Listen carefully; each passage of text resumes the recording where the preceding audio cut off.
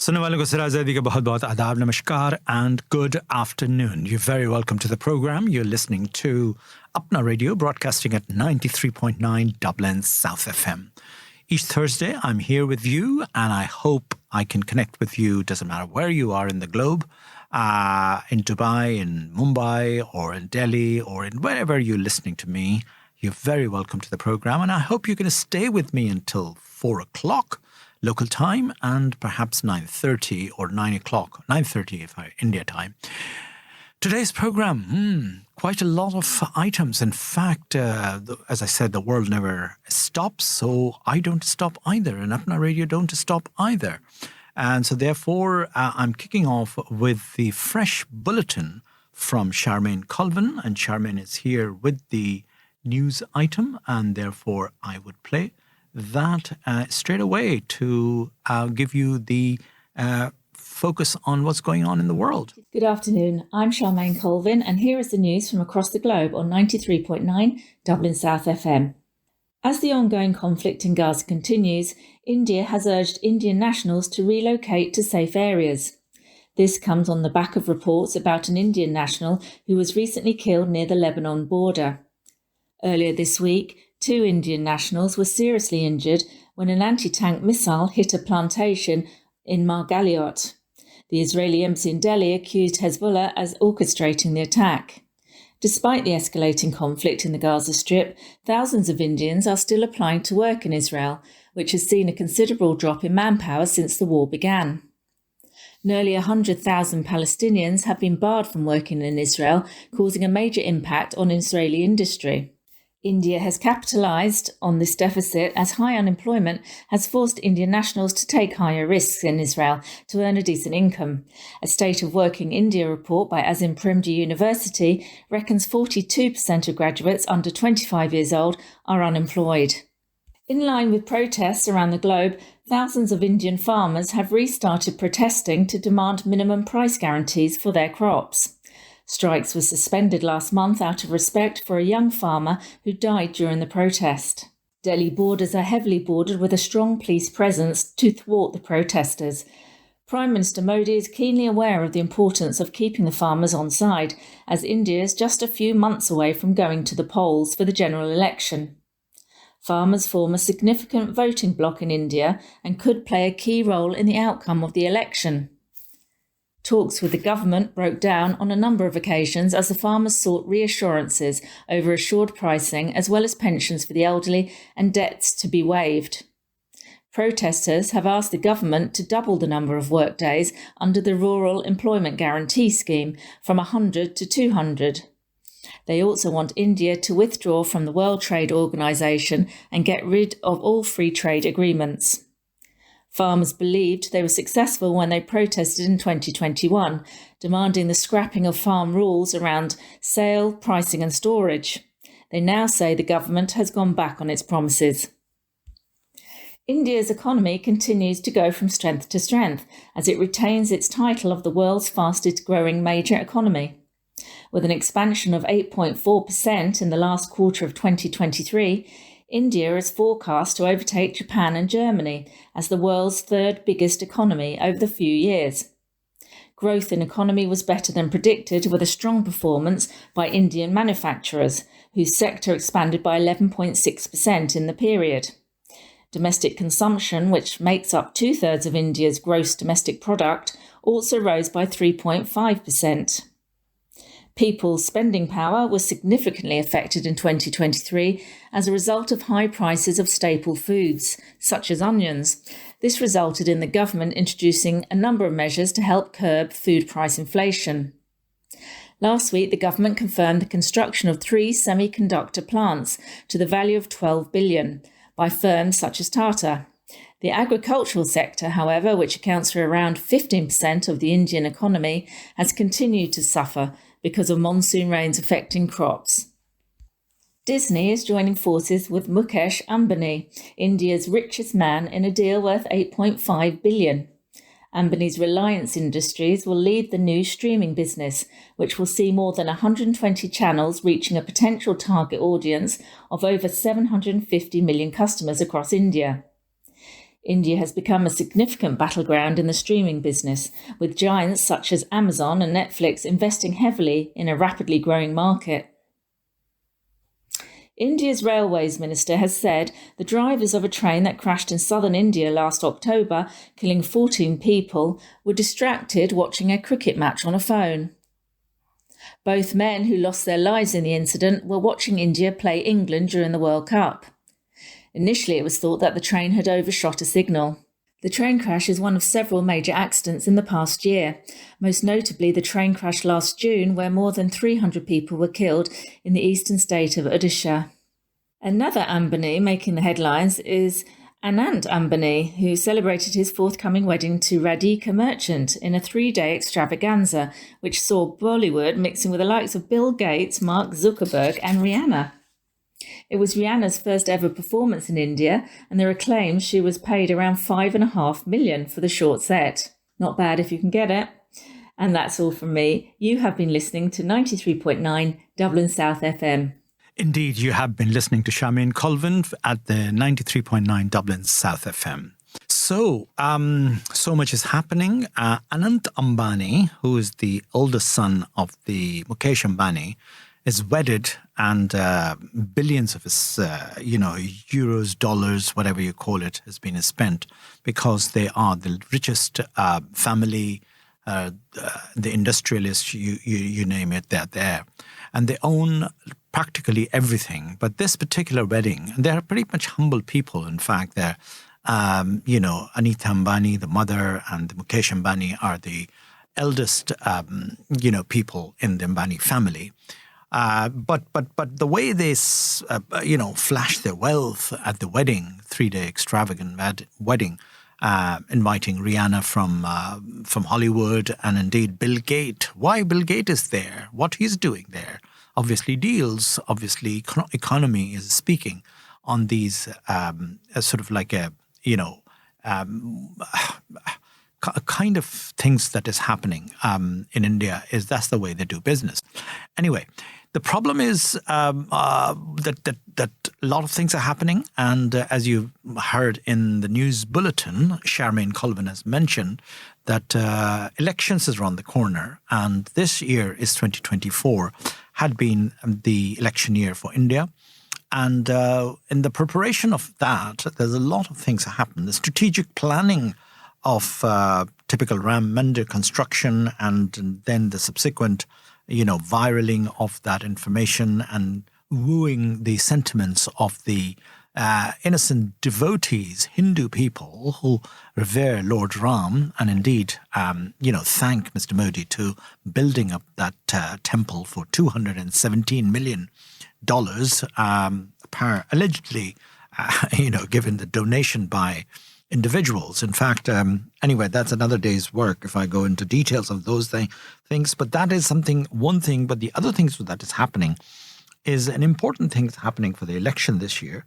Oppositions have actually joined forces, and whose opposition, of course, the Rahul Gandhi of Congress Party, and of course with him the Akhilesh Yadav of Samajwadi Party, that is holding in Uttar Pradesh, Bihar and all that. But unfortunately, in Bihar, there had been a little setback by Nitish Kumar, who is a very influential man, has actually joined forces with the, with Modi government. So what's happening there, I don't know. But at the same time, Lalu Prasad and his son, Tejaswi, they both have actually came out and in a Gandhi Park, which is a Gandhi Maidan, as we call it, Gandhi Plains. It's a huge ground. Thousands and thousands of hundreds and thousands of people have filled in to receive them and to hurt them. So that you never know what's going to happen there in the election. But what's most important thing is that over the years, EVM, electronic voting machine, had been the subject of controversy. Do you remember a few years ago in Ireland, EVM had been introduced, and then after spending something like 15 million euros, they had been abandoned and they had been dumped in a bin because considered to be not appropriate, not correct, not right for the electorate, not for the public to do that because they're faulty. The machine can be altered, they can be tampered with, and they can be fiddled with the and not the understanding, or perhaps understanding it better. EVM in India has been embraced like hand in gloves, because that's where it's been used in order to temper the voting in the last few elections, as many have actually alleged. So this year is going to be another year of that, and can they control it? Can they not? And I'll tell you why and how after this clip, which Sharad has actually put together a brilliant piece of information about AVM. Thank you, Mr. Zaidi. Dear listeners, as usual, we at Apna Radio continue to pursue sensitive and controversial topics, and we do make effort to keep the neutrality of the issues as much as possible. Also, we try to bring significant research and analysis from the journalistic point of view. So thanks for listening and giving us those important feedbacks. As you hear this program, the world is watching helplessly to the cause of humanity. About 30,000 innocent Palestinians have died in Gaza. Yesterday, the United States of America have yet again vetoed a resolution for immediate ceasefire, and that is questionable. There are failures on both sides to stop the loss of innocent lives, and this is what we are objecting. All those so-called powerful nations of the world, the custodians of human rights, the beacon of civilized worlds, they are unable to do anything worthwhile so far, whatsoever, to stop the loss of innocent lives. Interestingly, both sides of the conflict hold equal power to influence the peace in the region. So look at this. If United States, who is an ally of Israel, has the power to veto, then the sympathizers of the Palestinian cause, the likes of Qatar, Saudi Arabia, Iran, Kuwait, they have the power also to veto the oil supply to the world. And I understand that using that oil veto power just in one day, this has the power to draw a ceasefire in Palestine. So while we watch the innocent lives, 30,000 of them already taken away, I leave you with this thought to ponder upon. Why are we letting the violence to continue in the Middle East despite having equal resources to enforce peace? So moving on to India, and national elections are around the corner. The largest democracy in the world this time will undergo a test yet again. But the test will not be about effectiveness or efficiency, but that of the credibility of the electoral system. Behind the scenes, there is a serious fundamental issue that still remains unresolved. The very pillar, the most crucial device on which the function of Indian democracy rests, is questioned by many at different point in time. The electronic voting machine, EVM, the device we are talking about, it registers the will of the voters, which counts the votes that has been cast, which decides the fate of the citizens of India, and it is under the cloud of credibility. The apprehension about these EVM goes back as late as 1990s, when the EVMs were first introduced. And at that time too, technical experts and activists had raised concerns about its security and reliability. So it is only the essence of time which dictate who is questioning the EVM. Once the members of current government, when they were in opposition, even wrote a book questioning the credibility of EVM. Now only the roles have reversed, but the question of the credibility of EVM still remains unanswered. So when EVM was introduced, at that time the technology available was not so intrusive or intelligent as it is today. Hence, at that time, the issue of electronic manipulation did not gain much traction. But today, in the world of artificial intelligence, where the user thoughts can be profiled and they can be controlled by statistical mega calculations of interpolation and extrapolation, the use of electronic devices to run the democratic system, to run the democracy of India can be catastrophic, I would say. So in short, to put the big picture, using EVM is like using deep fake in the world of democracy, and we all terribly fear those deep fake.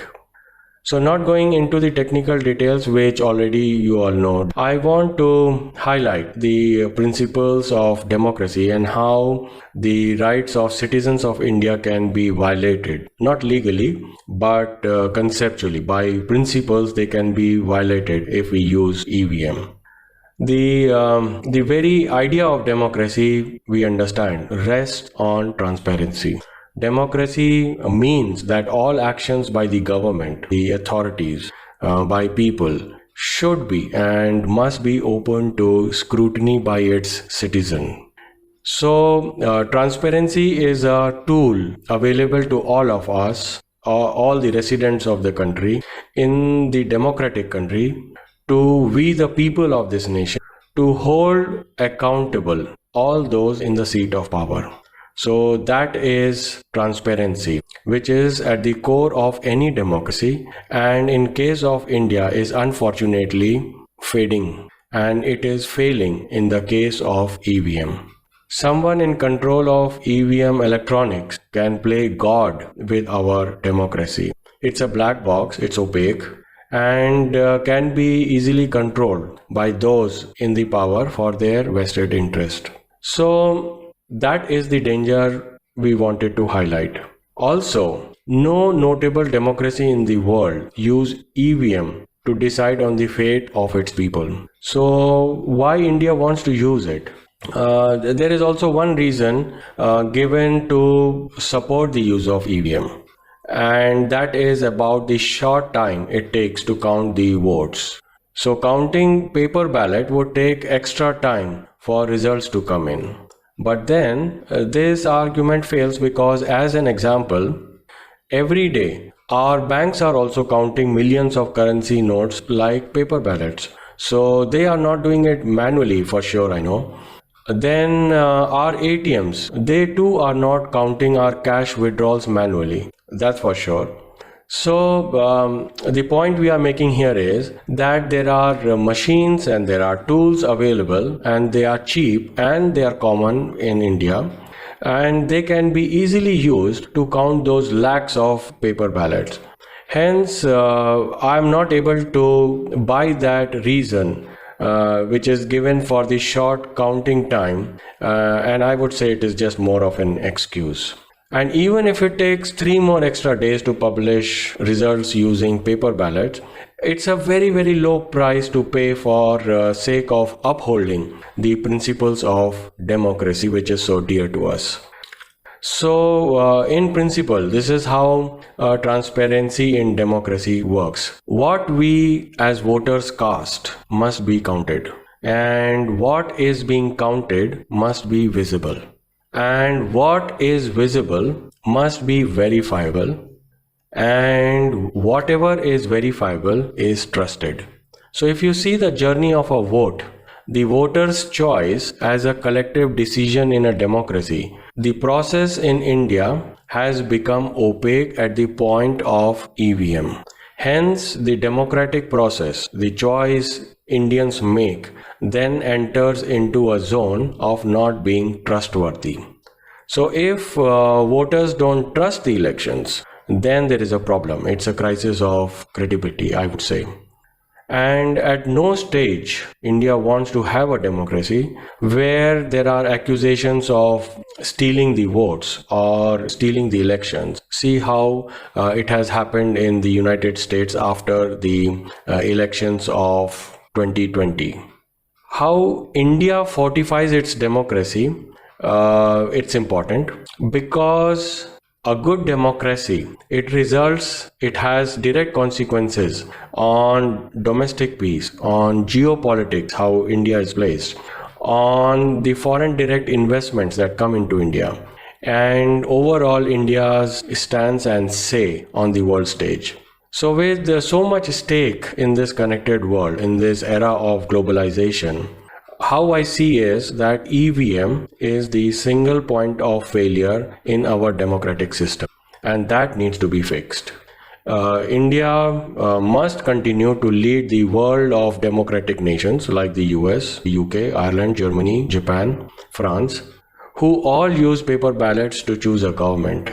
Not that they are incapable of making or using EVM, but they all dearly value and uphold the transparency in democratic system, in democratic process.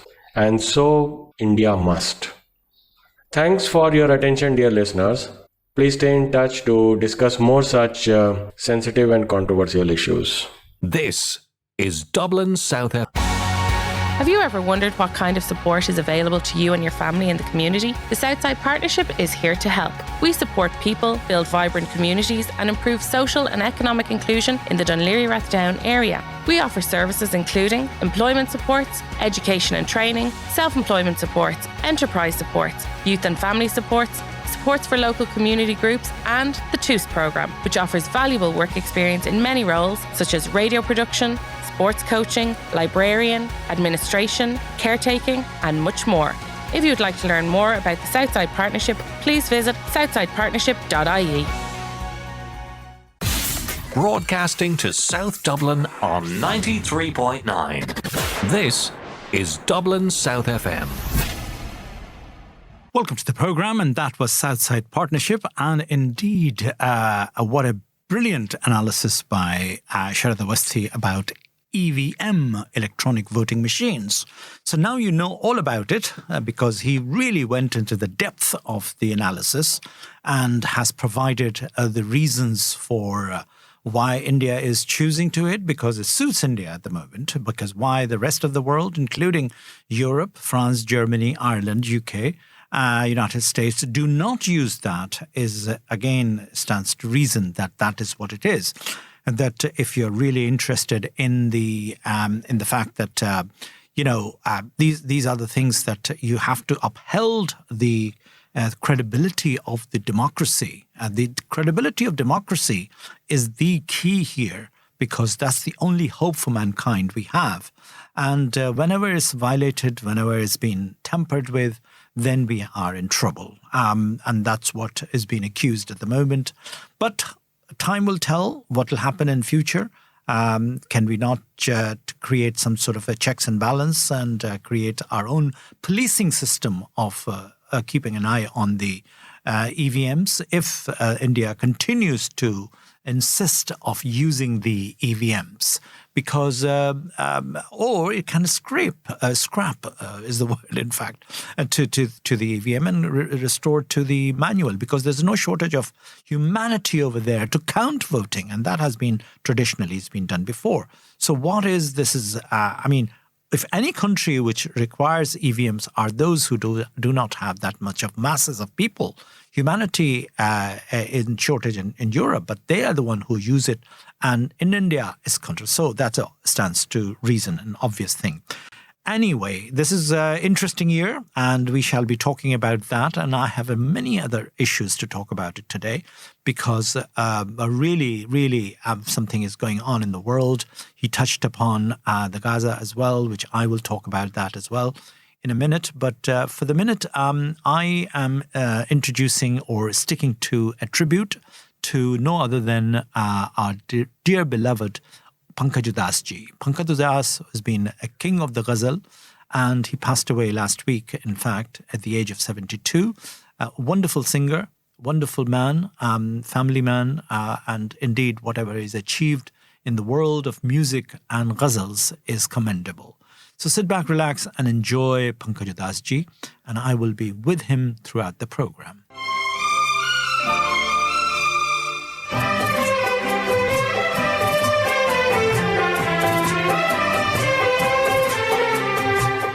जिए तो जिए कैसे बिन आपके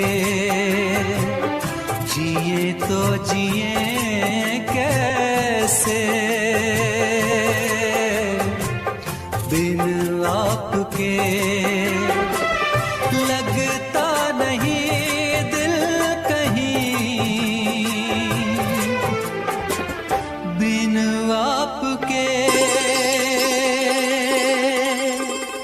जिए तो जिए कैसे, बिन आपके जिए तो जिए कैसे, बिन आपके।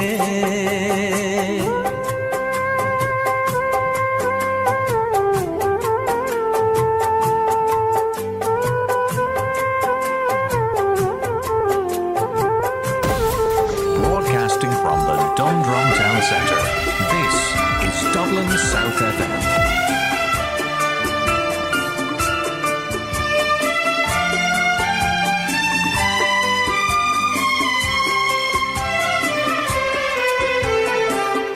कैसे कहूँ बिना तेरे जिंदगी ये क्या होगी, कैसे कहूँ बिना तेरे जिंदगी ये क्या होगी, जैसे कोई सजा कोई बद्दुआ होगी,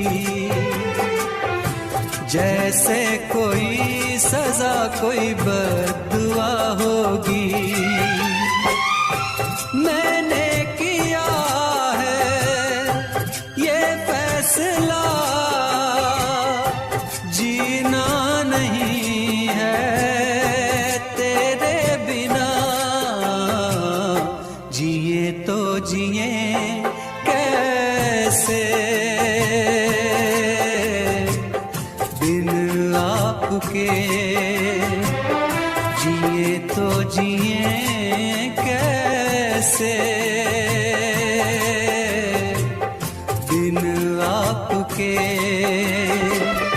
लगता नहीं दिल कहीं, बिन आपके जिए तो जिए कैसे, बिन आपके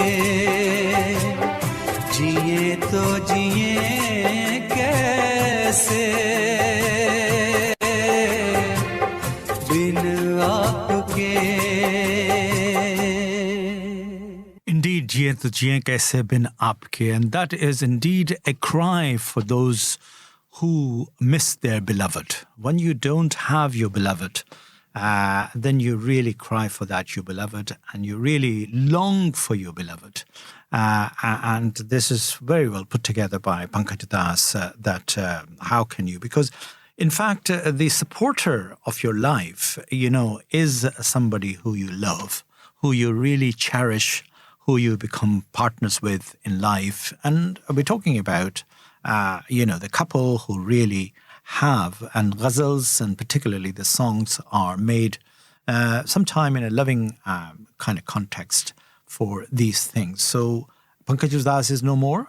He passed away from this world. And, the last program I did on Amin Siani, who was the, worldwide known a radio broadcaster, an announcer, and working on Indian radio for years and years and years. And I grew up listening to him and all that. So Pankaj Das is exactly the same.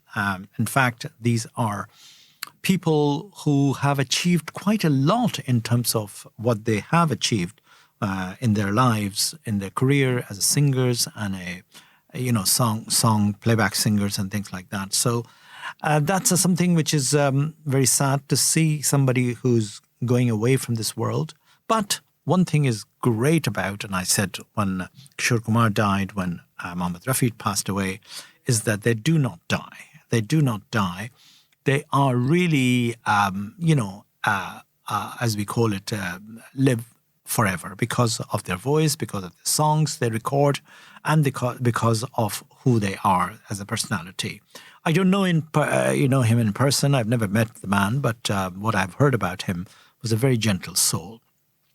And It was his Takhallus is the title. Udas. Udas means sad. Pankaj was obviously his first name, but why he put that? But these songwriters, ghazal writers do that. And going back to the point, I am going to talk about a few things.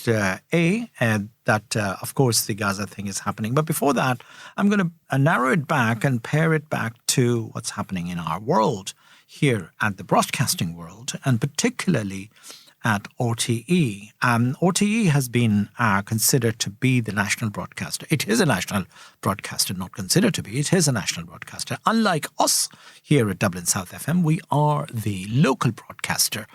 And we are told that our story should be focused on local matters and things like that, which stands to reason. I totally, wholeheartedly accept that. But local listeners should also know about the national stories, and they should be aware of what's happening in and around us.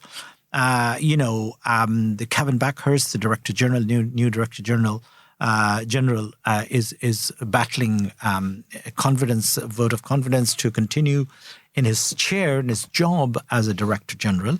And indeed, I don't want to comment on these personalities because that can be potentially mindful.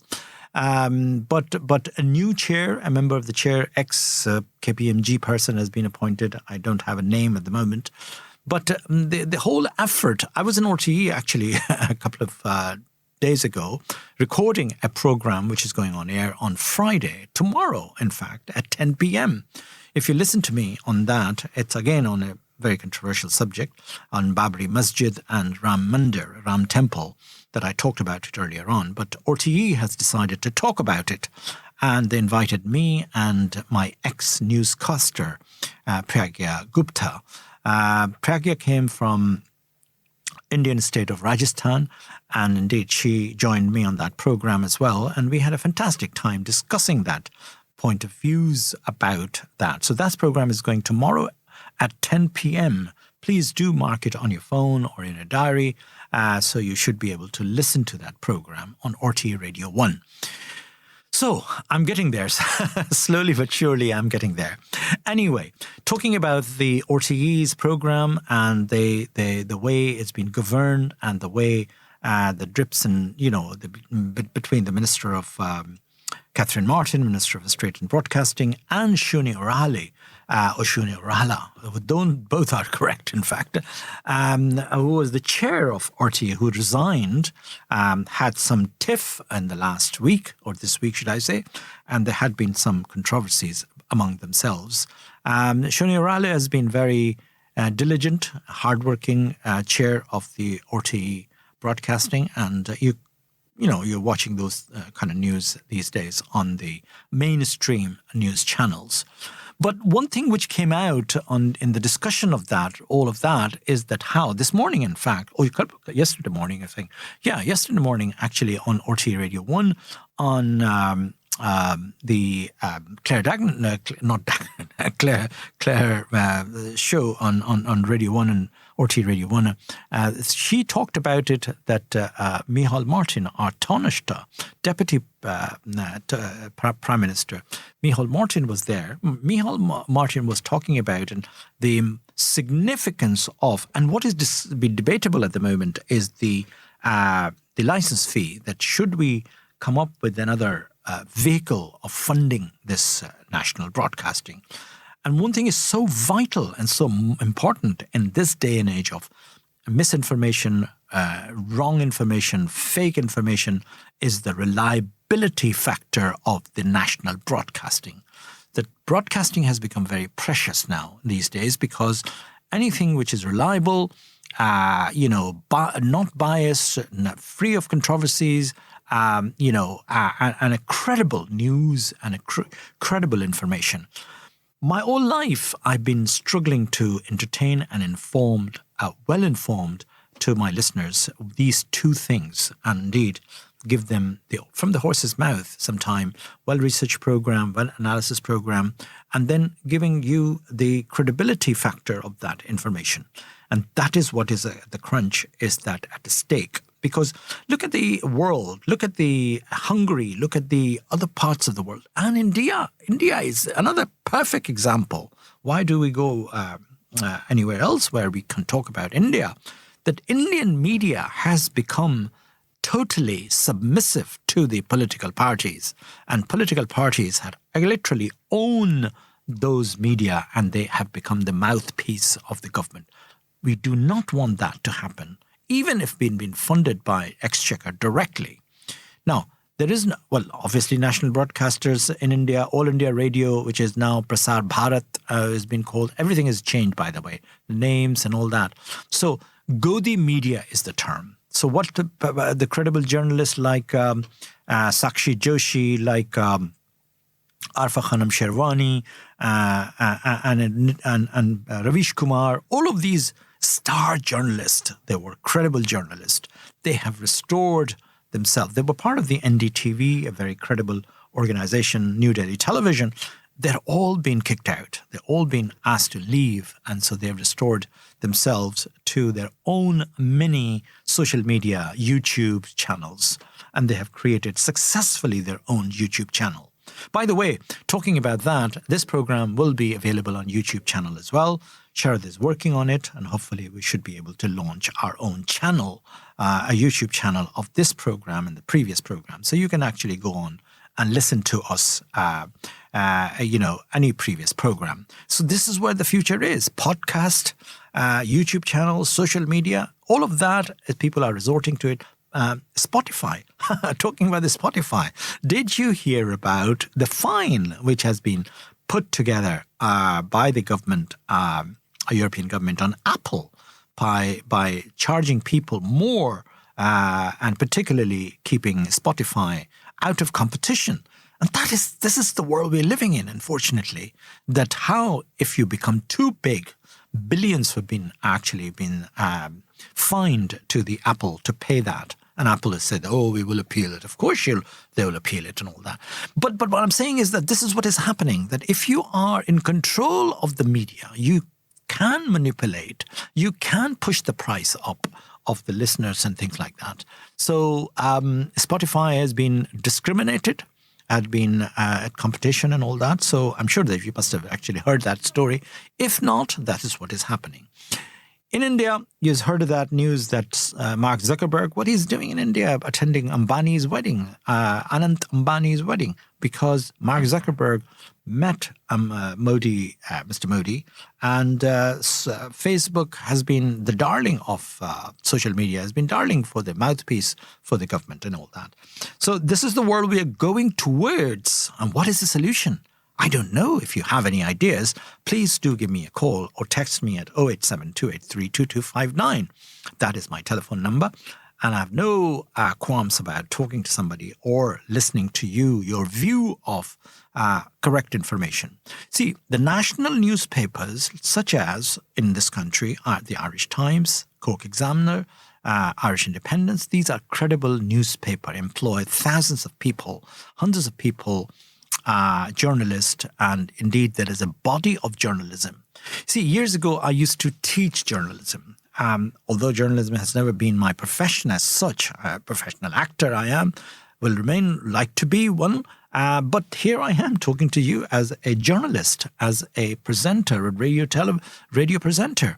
And my voice is reaching out to the national radio as well, and I've been recognized by the RTE and things like that. So this is wonderful news in many ways that is happening. So we have to take things as we go along, and we just have to keep stride by doing wonderful things in order to make the public aware of the correct information, what is going on in the world as a correct information.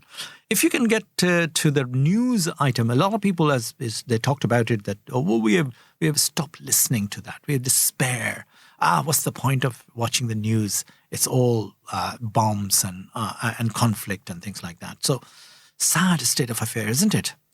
Ghungat ko mat khol ke gori, ghungat hai anmol. Ghungat is some sort of a veil that a new wedded brides do put it on their face. And talking about that, it was so funny that the song was playing. And the latest film, the second actually, feature film directed by Amir Khan's ex-wife, yes, indeed, second ex-wife, is called The Ladies Lapata. And The Ladies Lapata is a beautiful story, little story, comedy, in fact, about the exchange of bride while they're traveling in a train, a local train.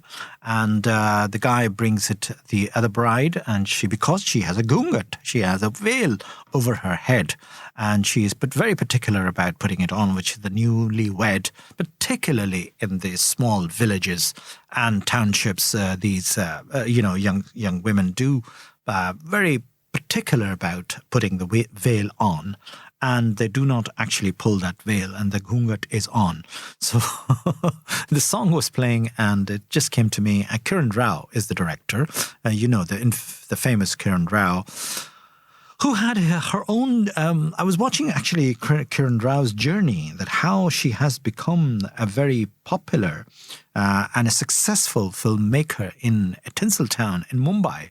A small town girl from, not a small town, but a metropolitan town, in fact, Calcutta, moves to Delhi, joins the Jamia Millia Islamia, the mass communication, the course that I left uncompleted, graduates as a filmmaker there because it's a filmmaking course, and indeed then moved to Mumbai, marries Amir Khan, and Amir Khan, should I say? I don't know because they call Khan. Anyway, Amir Khan ditched his first wife to marry Kiran Rao during the time of making of, in fact, the film called, the famous film that Lagan, that won a lot of awards and went to Oscar, but didn't win anything in the Oscar, but in Berlin, in Europe, and everywhere. At that time, she got involved, and lo and behold, she charmed Amir Khan, and Amir divorced the first wife. But that doesn't mean that they did not become a civilized couple. In fact, they were very friendly with the previous wife. And at the wedding of his daughter, who married somebody recently, Amir Khan's daughter, and both wives were, and this is the way civilized society in India deal with this couple situation, that if you're divorced, that you're not automatically become animosity and enemies of each other, women. And they're friends, they're good friends. Anyway, that's beside the point. The point is that that film is Lapata, is releasing soon, and this is the second film, in fact, of Amrita, not Amrita, what's her name? Kiran Rao. And already going to make crores and crores of rupees, because the marketing campaign, Amir Khan is throwing his weight behind that, which is a very decent of him. And indeed, he's dating the third woman. He can go up to 4, in fact, being a solid Muslim person anyway. But that's beside the point. Point is that this girl, Kiran Rao, struggled to become, and the phrase he used when he actually divorced her, he went to a very close friend of his, Anupma Chopra, who is a wife of Vidhu Vinod Chopra, the guy who recently directed 12th Fail. And he went to see her, and he said, look, I really want to let her go because the woman is literally dying to direct her second picture. And I can see that there is a strong Kamini commercial director inside her. What a phrase to use. Anyway, time is really running out, and I must say goodbye to you, and I must say thank you for listening to me. This is your own Apna Radio, broadcasting at 93.9 Dublin South FM. And indeed, this is something which happens every Thursday. And likes of, you really enjoy, I hope you enjoy my program. And that goes every Thursday from 3 to 4. So once again, many thanks for listening and tuning me in. And I shall be back. Same time, same place, 93.9 Dublin South FM next week. Don't forget to tune me in. enjoy your weekend and enjoy my program on Friday at RTE Radio 1 at 10 p.m. after the news. So there's a news at 10 and after that is my program. Anyway, bye for now.